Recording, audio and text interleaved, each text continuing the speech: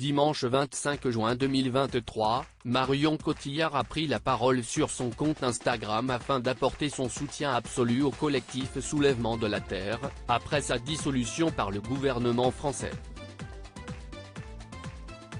Une prise de position dans la continuité de ses engagements écologiques. Des militants des Soulèvements de la Terre ont été interpellés le 20 juin 2023 par des fonctionnaires de la sous-direction antiterroriste de la police, suite à une manifestation. Le ministre de l'Intérieur, Gérald Darmanin, a par la suite décidé de prononcer la dissolution du collectif.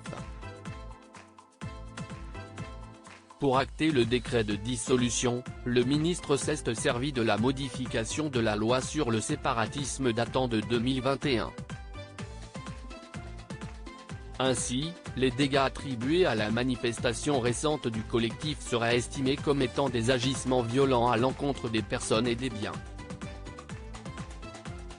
Dimanche 25 juin 2023, Marion Cotillard a choisi d'apporter son soutien au collectif, par le biais d'un post publié sur son compte Instagram. Ce qui se passe dans notre pays est extrêmement grave et je pense que l'on doit se poser les questions suivantes: où se situe la véritable violence?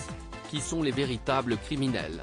Des arrestations d'une brutalité sans nom au gazage lors de manifestations pacifistes blessant parfois grièvement de nombreuses personnes, en passant par des assignations à résidence de celles et ceux qui se battent pour l'intérêt commun.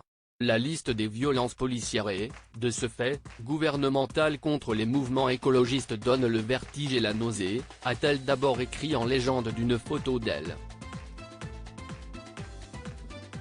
La liberté est en danger, puis, elle a continué, celles et ceux qui alertent sur la dérive éminemment dangereuse de notre monde et de notre humanité, les activistes qui demandent une action du gouvernement à la hauteur de l'urgence, sont aujourd'hui qualifiés de criminels ou d'éco-terroristes.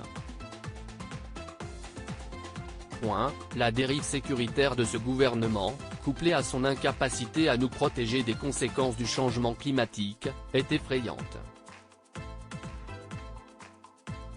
Mais ces intimidations n'arriveront pas à nous faire taire. Pour elle, dans notre pays, la liberté est en danger. Cela provoque naturellement l'indignation. Elle a conclu en assurant son soutien absolu au collectif.